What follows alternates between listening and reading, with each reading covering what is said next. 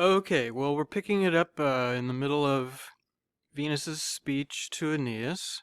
Um, Aeneas has seen Helen and really thinks he wants to kill her. She's hiding at the Temple of Vesta, and then Venus comes to the rescue and reminds him that he needs to um, that he will soon look upon where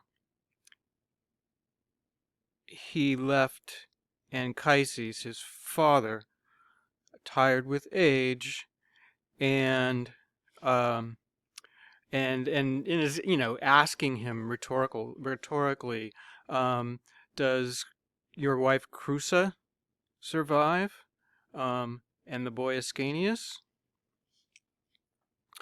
whom okay, probably all the Greeks, um, whom all the Greeks from every direction, um, or all the Greek armies, okay, poetic plural, from every direction, are wandering around. And if my concern should not hold them back, okay, um, already the flames would have carried them away probably, and the hostile sword would have drank. Okay, now why this verb drank? This is a very common idiom used. This verb is used, and in fact, in Pyramus and Thisbe, Ovid's version of Pyramus and Thisbe, um, one of the characters says something like, "Do you want to have a drink, a hostess of my blood?" Okay, um, and then now we'll pick up where we left off. Now, are not the face, okay, the hated face of the daughter of Tyndarus again, of Helen, of Laconian Helen, okay, another word for Sparta, um, nor the Paris um, should be blamed, okay, by you, or with respect to you, okay.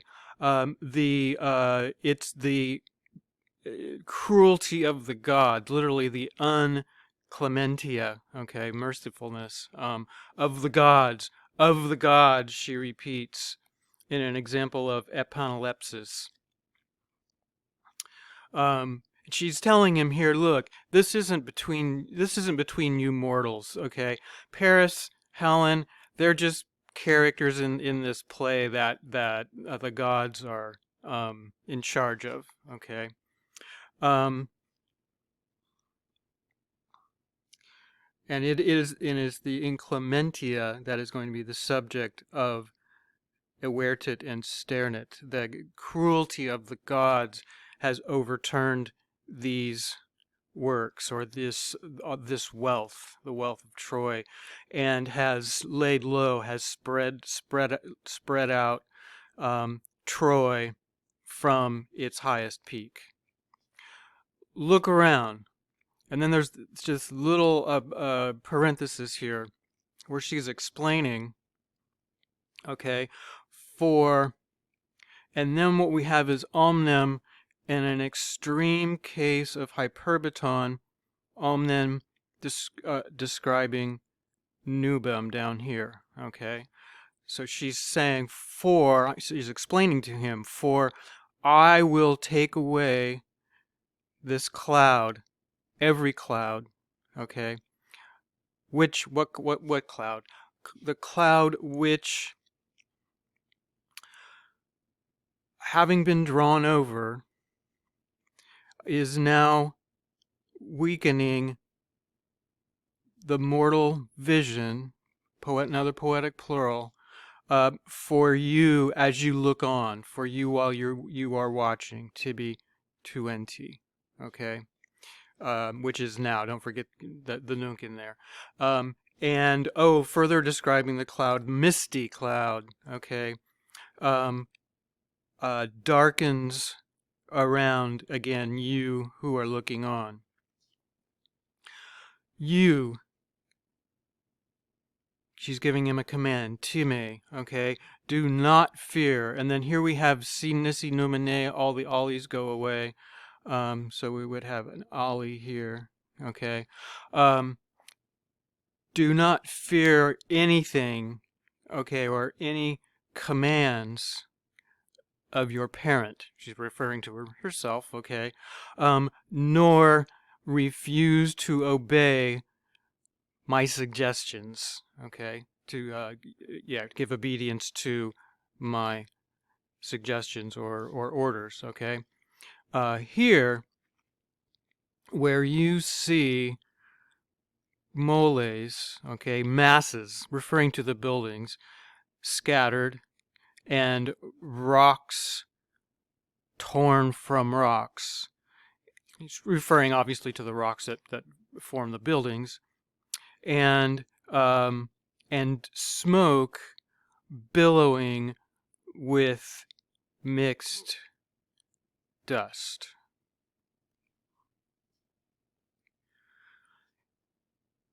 Neptune is shaking the walls, and the foundations moved away with his great trident. And remember that Neptune was had a lot to do with the foundation and the building of the foundations of Troy. And now he's exacting his revenge because he was never fully compensated for having done that by King Laomedon, the king who was of Troy before Priam. And he has toppled, or he is toppling, so great a city from its foundations, literally from its seats. Okay. Here, Juno, very cruel Juno,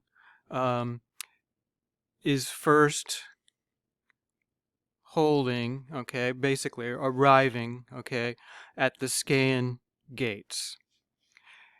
And she is raging, girt with iron.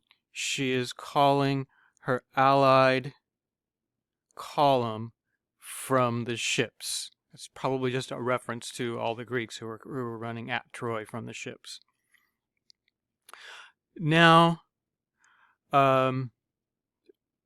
Tritonian Palace, just another name for Minerva, okay? So look around.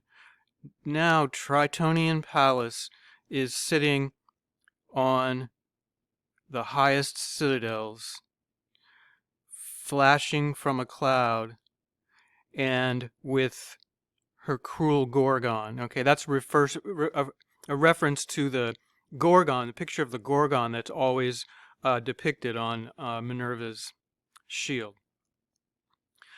The father himself, okay, that's a reference to Zeus, okay, is supplying spirits, courage, and favorable power or strength to the Danaans, okay, to the Greeks. He himself, okay, is rousing up the gods against the Dardanian arms, or against the Trojan arms. Zeus has always been neutral up until this point, when it comes to the fight between the Trojans and the Greeks. He never wanted to take sides, but he finally has decided to, and that's Troy's fate now. That Troy's going to be destroyed because now all the gods are against Troy.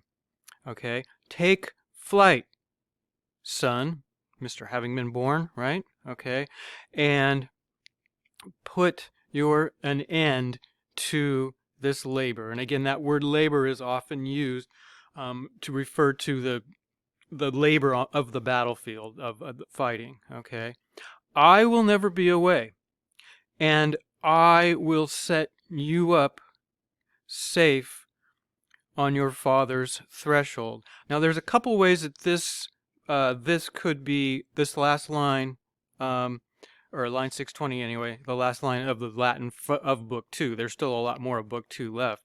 Um, uh, it could be understood, and it seems from what follows, it seems like it does definitely mean like she's going to make sure he's safe, that he gets home safe. Okay, so because as he's walking through the streets, it's described that nothing harms him. The flames part. No one attacks him. He just makes it so she's kind of like protecting him, and he makes it to the house, and he gets to the house, and his father, Anchises, is like, just leave me here. Get out, but just leave me here. I'm not going. It's not worth it. And so there's this very famous story about how the family is begging him to come with them and escape with him, and he won't do it. And then Ascanius, this little fire happens on Ascanius's head, and he sees that as a sign, and then he shouts to Zeus, Zeus, if this is a sign, give me another sign to prove it. And immediately there's a thunderclap, and there is a shining star that falls over by Mount Ida, and they interpret that as we need to pack up and go to Mount Ida. That's a mountain near Troy. And so that's what they do. They get all their stuff together. They gather some of their friends, and they go to a meeting place outside the city. And then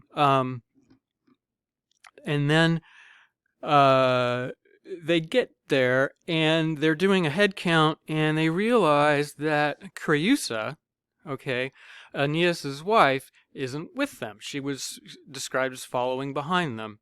And so Aeneas freaks out, and he goes back to the city and puts himself in more danger. You know, by this time the Greeks are already taking slaves and killing all the men and enslaving the women and children and burning everything except the stuff that they don't want to burn because it's valuable, and all the gold and all that kind of stuff. And he looks and looks and looks, and he can't find her. And then finally Creusa appears to him as a vision, and basically telling him, look, I'm dead. I'm a ghost now. You need to leave. So this is his his third divine vision, telling him he needs to leave. The first being when Hector came to him in his dream before he woke up and started fighting. And then Venus telling him, go save your family. And then third, Creusa saying, don't keep looking for me. It's not worth it. I'm gone. You need to go.